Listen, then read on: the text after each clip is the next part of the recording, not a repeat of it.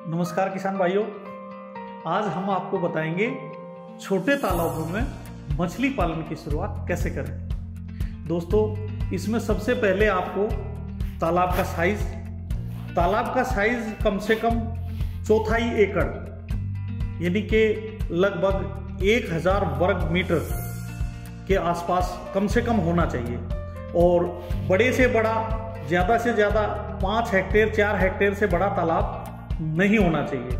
आज हम आपको छोटे तालाबों के बारे में स्पेशली बताएंगे। इसमें छोटा तालाब कम से कम 1/4 एकड़ 1000 मीटर का, जैसा कि आपको बताया, होना चाहिए और उसकी गहराई कम से कम 6 फीट पानी उसमें रुक जाए, इतनी होनी चाहिए। ज़्यादा गहरे तालाबों में भी हम कुछ कार्प्स नहीं कर सकते, हालांकि कैटफिश हम गहरे तालाब में कर सकते हैं। कैटफिश के तालाब को हम ज़्यादा गहरा कर सकते हैं, लेकिन कार्प्स के तालाब को हमें 6 फीट से ज़्यादा पानी नहीं रखना चाहिए, क्योंकि उसमें डीओ लेवल नीचे की लेयर पर कम हो जाता है। अब छोटे तालाब में कौन सी मछली पालन करें, ये मुख्य विषय है।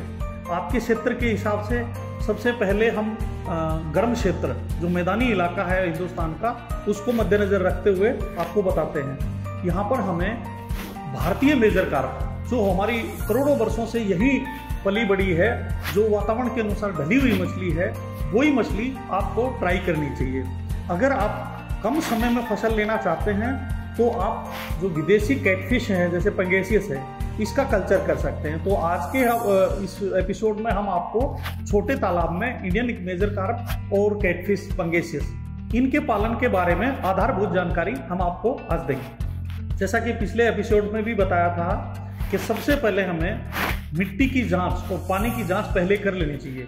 तो हमारे जो कल्चर है, हमारी फसल है, उसके अनुकूल पानी और मिट्टी हो, तभी हमें ये शुरुआत करनी चाहिए। दूसरा इसमें मुख्य बिंदु है कि हमें सघनता यानी कि डेंसिटी ऑफ फिश कभी भी शुरुआत में ज़्यादा नहीं रखनी चाहिए। हालांकि हमारे यहाँ बहुत सारे सरकारी संस्थान व प्राइवेट जगह पे ट्रेनिंग मुहैया कराते हैं, लोगों को मछली पालन का प्रशिक्षण देते हैं, वो भी आपको ले लेना चाहिए। वो लेके और आपको अपनी मिट्टी और पानी जांच करके तब आपको आपके तालाब में विरल मछली पालन, यानी कि जो प्राकृतिक रूप से सघनता उसकी होती है, यानी कि 1 मीटर में एक मछली से कम, अगर आप भारतीय कार्प्स कर रहे हैं, जैसे कि कतला है, कतला कम से कम 4 मीटर में एक होना चाहिए। रोहू हम 1 मीटर में एक रख सकते हैं, मिर्गल हम 1 मीटर में एक रख सकते हैं। मैं यहाँ घन मीटर की बात कर रहा हूँ, ना कि स्क्वायर मीटर की। और इसमें जो महत्वपूर्ण चीज है वो घुलनशील ऑक्सीजन। आपके तालाब जितना छोटा होगा उसमें ऑक्सीजन की घुलनशीलता, क्योंकि प्राकृतिक वातावरण नहीं होगा, उतनी ही कम होगी। उसको बनाए रखने के लिए आपको सस्ता और टिकाऊ एक इन्वर्टर के साथ आप कूलर की 4 मोटर, जो कि 100, 150, 200 रुपए की आती हैं, वो लगा के आप पानी में ऑक्सीजन बनाए रख सकते हैं। और कहीं से भी शुरुआत में आप फिंगरलिंग ही मैं सजेस्ट करूंगा। छोटे तालाबों में आप कहीं से भी फिंगरलिंग डालें। जैसे 1000 मीटर का आपका तालाब है तो उसमें 800 रोहू और 200 कतले आप डाल सकते हैं। तथा इसमें प्राकृतिक ऑक्सीजन बनाए रखने के लिए आपके इन्वर्टर से टुल्लू पंप जोड़ के 4 छोटे जो कूलर के अंदर आते हैं, वो टुल्लू पंप से पानी को, उसी पानी को ऊपर उछाल के उसी पानी में डाल के ऑक्सीजन की घुलनशीलता आप रख सकते हैं। इसके अलावा अगर आप कैटफिश यानी कि पंगेसियस करते हैं तो उसकी सघनता 2 पीस पर क्यूबिक मीटर से ज़्यादा नहीं रखिएगा। यानी कि अगर 1000 मीटर का आपका तालाब है, 1000 स्क्वायर क्यूबिक मीटर का, तो उसमें 2000, 2500 पंगेसियस रख सकते हैं शुरुआती में।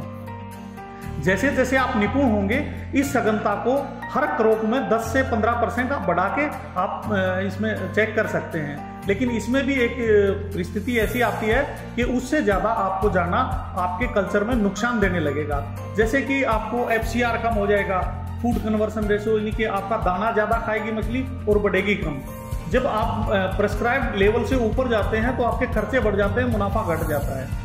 और अगर आप विरल मछली पालन कर रहे हैं तो आपका फीड क्वांटिटी कम लगेगी और मछली का उत्पादन ज़्यादा होगा, FCR कम रहेगा।